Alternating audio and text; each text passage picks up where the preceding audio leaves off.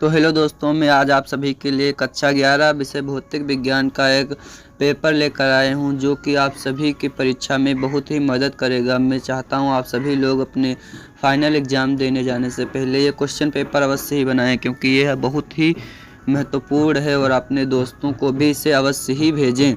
तो चलिए हम इसके सॉल्यूशन के साथ आपको बताते हैं। तो पहला प्रश्न है इसमें हमारा, पृथ्वी के केंद्र पर किसी पिंड का भार है। तो दोस्तों पहला ऑप्शन है 0, दूसरा ऑप्शन है अनंत, तीसरा ऑप्शन है ध्रुव से थोड़ा कम और चौथा ऑप्शन है कोई नहीं। तो दोस्तों इसमें जो हमारा पहला ऑप्शन है 0 राइट हो जाएगा, क्योंकि दोस्तों पृथ्वी का केंद्र है, उस पर जो गुरुत्वीय त्वरण होता है वो 0 होता है, इसलिए उस पर किसी भी पिंड का भार भी 0 होगा।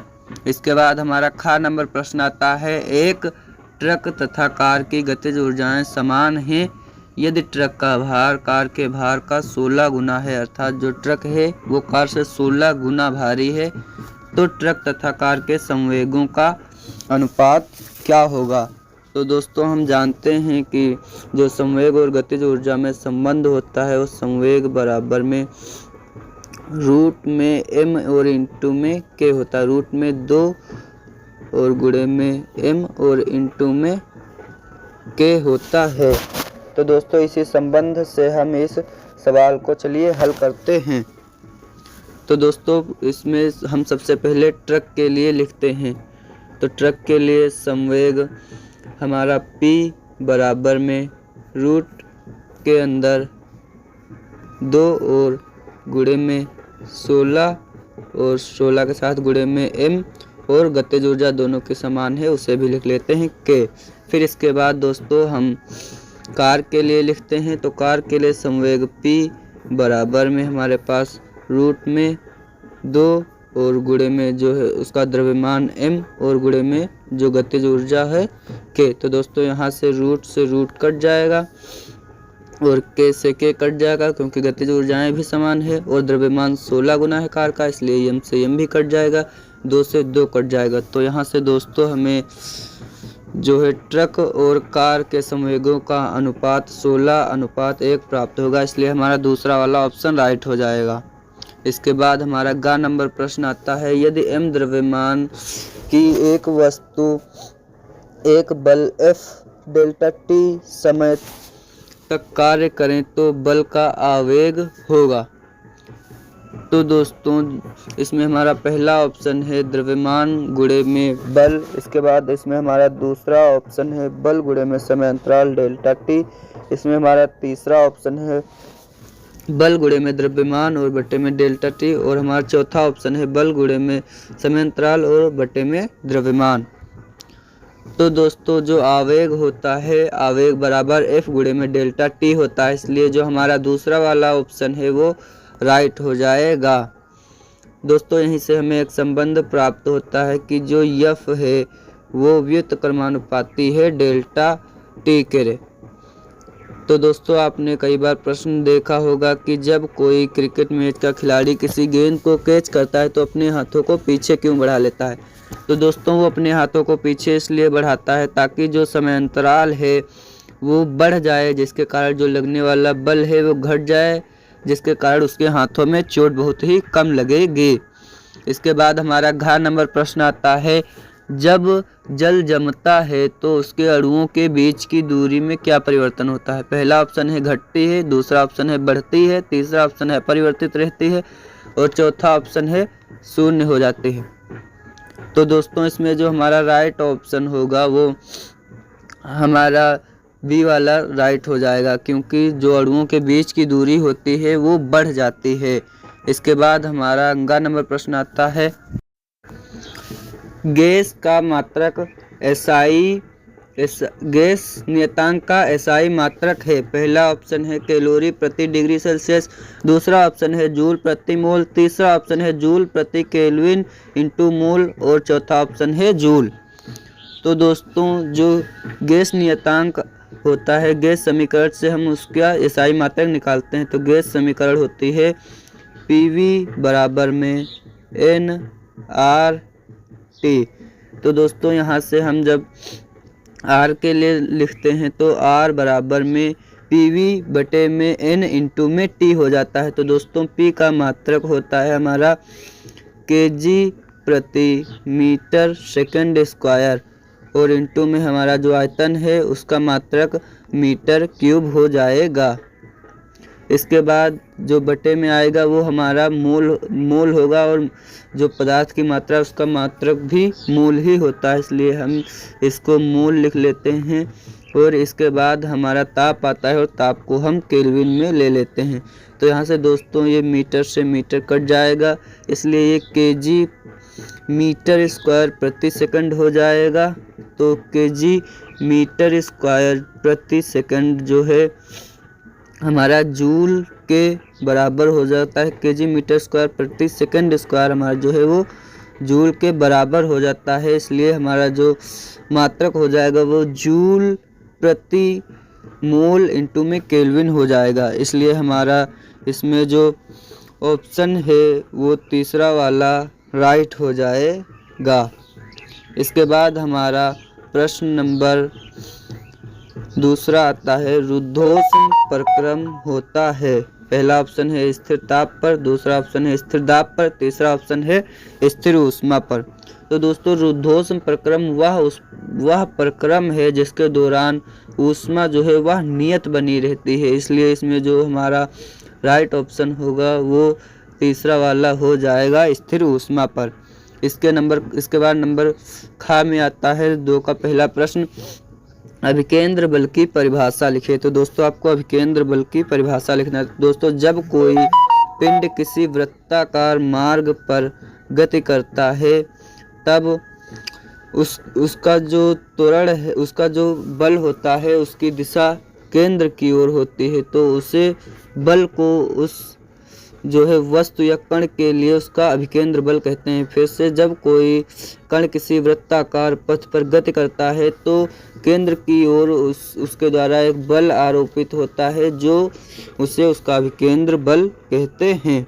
इसके बाद हमारे दोस्तों बी नंबर प्रश्न आता है घर्षण कोण की परिभाषा लिखिए। तो दोस्तों घर्षण कोण की परिभाषा बहुत ही इम्पोर्टेंट है, इसलिए मैं चाहता हूँ आप लोग ही इसको मेरे कमेंट बॉक्स में बता दें। मैं आपको इसका चित्र बना कर दे रहा हूँ, आप लोग सिर्फ उसकी भाषा ही बनाकर लिख देना।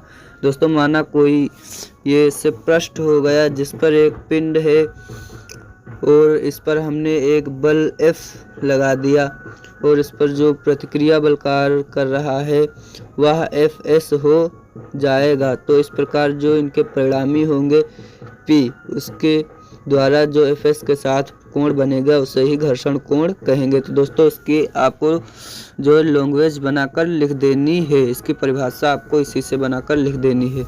ये मेरी तरफ से आप सभी के लिए होमवर्क है।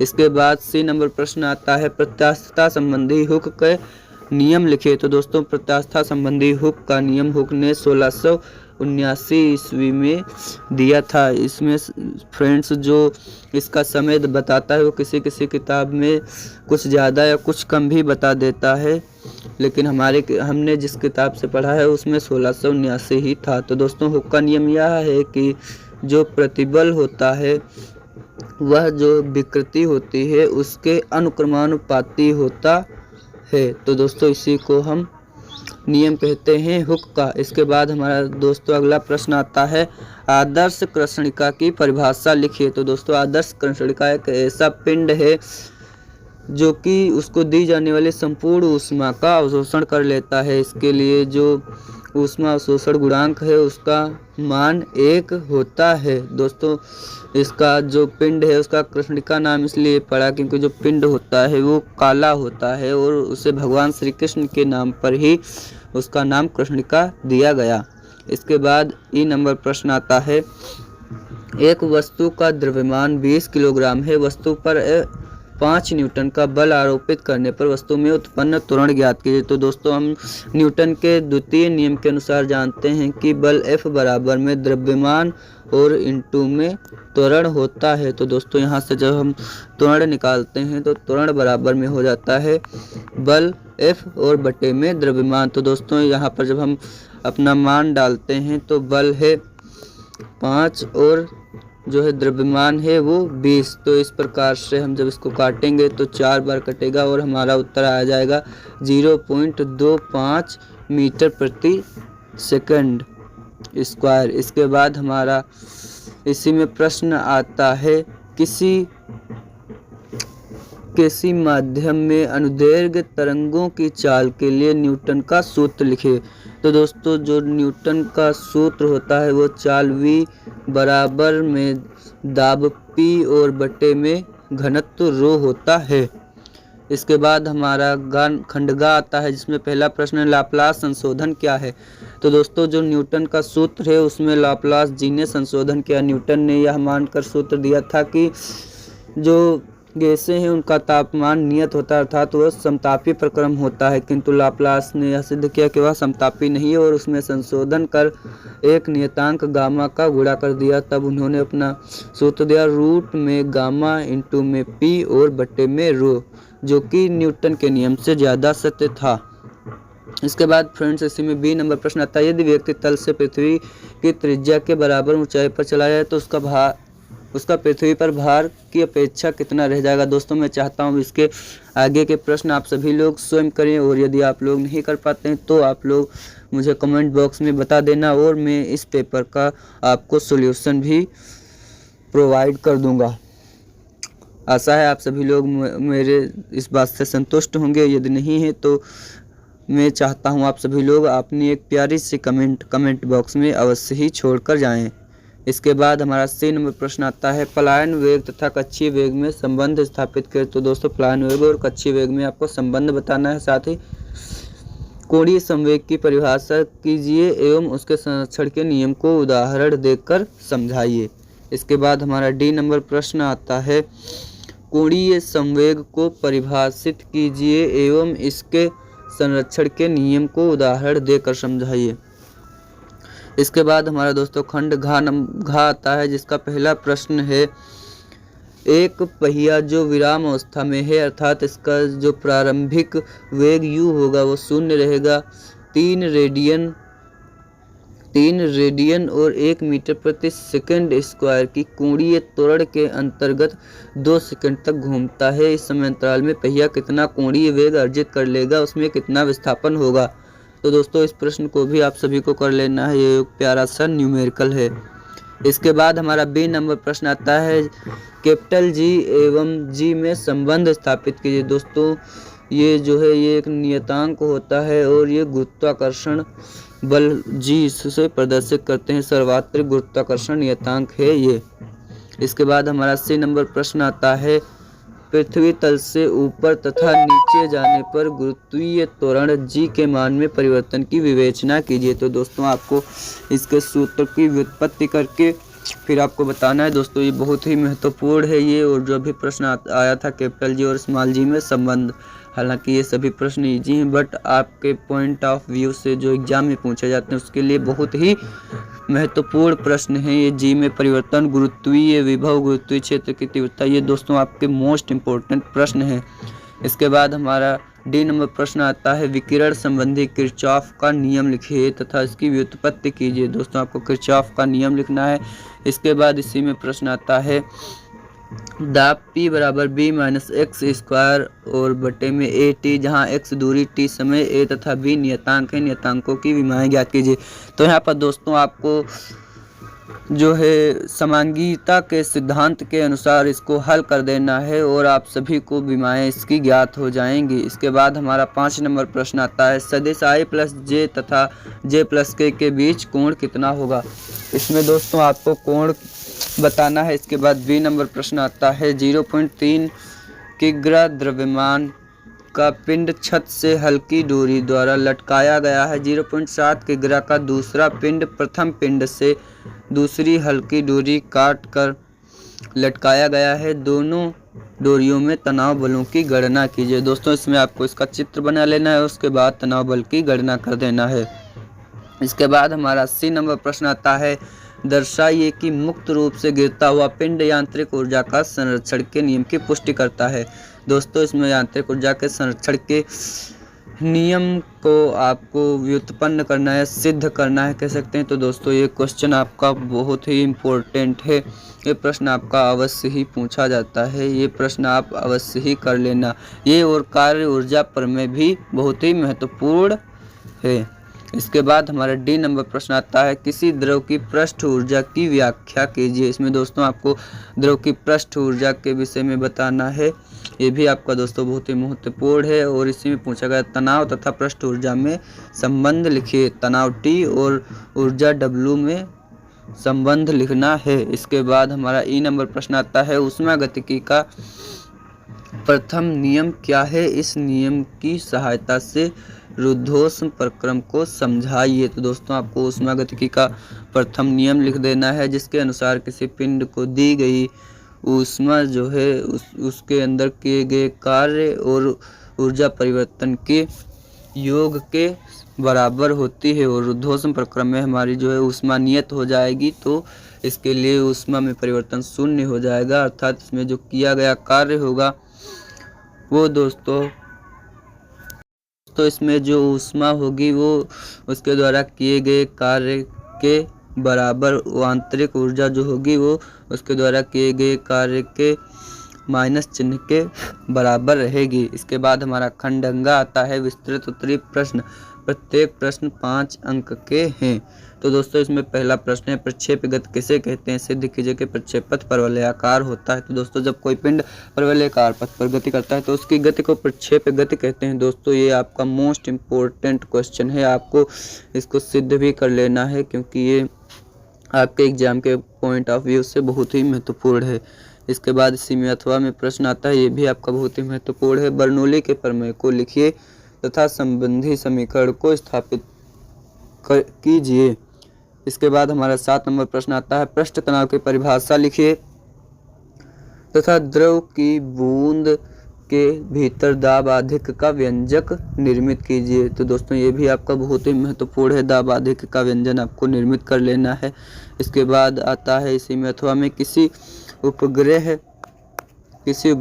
की ऊर्जा का अर्थ है पृथ्वी की समीप परिक्रमण कर रहे उपग्रह की बंधन ऊर्जा का सूत्र लिखिए। दोस्तों आपको बंधन ऊर्जा का सूत्र भी व्युत्पन्न कर लेना है। इसके बाद 8 नंबर प्रश्न आता है, पृथ्वी तल से कितना नीचे जाने पर कितना ऊपर जाने पर त्वरण पृथ्वी पर गुरुत्वीय त्वरण, ये दोस्तों त्वरण है, का आधा रह जाएगा। ये भी दोस्तों आपका बहुत ही इम्पोर्टेंट प्रश्न है और जो है आपके पॉइंट ऑफ व्यू से इसकी बहुत ही ज़्यादा अहमियत है, बहुत ही पूछा जाता है दोस्तों। इसके बाद हमारा अथवा में इसी में प्रश्न आता है, घूर्णन गति में बल आघूर्ण एवं कोणीय त्वरण में संबंध लिखिए, आधार पर जड़त्व आघूर्ण की परिभाषा लिखिए। तो इसमें दोस्तों आपको संबंध लिखना है।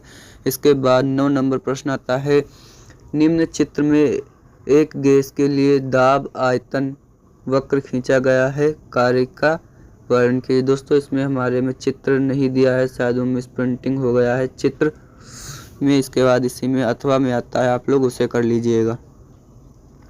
प्रश्न रुद्धोष्म प्रक्रम की व्याख्या कीजिए। ये भी दोस्तों रुद्धोष्म ही है, थोड़ी सी गलती हो गई है। प्रक्रम में आदर्श गैस के लिए परम ताप T एवं दाब में संबंध स्थापित करना है। तो दोस्तों इसी के साथ हमारा ये पेपर समाप्त हो जाता है। आशा है आप सभी को वीडियो बहुत ही पसंद आई होगी। लास्ट वाले क्वेश्चन में कुछ मिस प्रिंटिंग हो गई, लास्ट वाले दोनों प्रश्न दोस्तों गलत हो गए, इसके लिए मैं आप लोगों से सॉरी कहता हूं। और दोस्तों आप लोग हमारे चैनल को ज़्यादा से ज़्यादा सपोर्ट करें और लाइक और सब्सक्राइब करें ताकि हम जो भी पेपर लेकर आएँ वो सबसे पहले आप लोगों तक ही पहुँचें। तो दोस्तों मिलते हैं अगली किसी वीडियो के साथ, तब तक के आप लोग अपना ध्यान रखिएगा। जय हिंद।